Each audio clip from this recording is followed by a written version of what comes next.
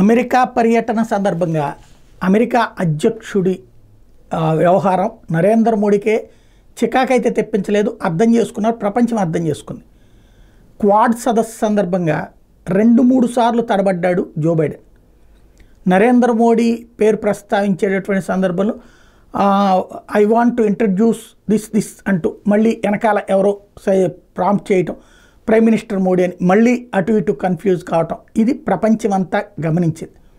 అంటే ఒక దేశాధ్యక్షుడు మతిస్థిమితం లేనివాడు, సరైనటువంటి ఆలోచన చెయ్యగలిగినటువంటి పరిస్థితిలో ఉన్నవాడు, ఎవరి చేతనో నడిపించబడ్డవాడు అన్నటువంటిది ఇప్పుడు స్పష్టమైంది.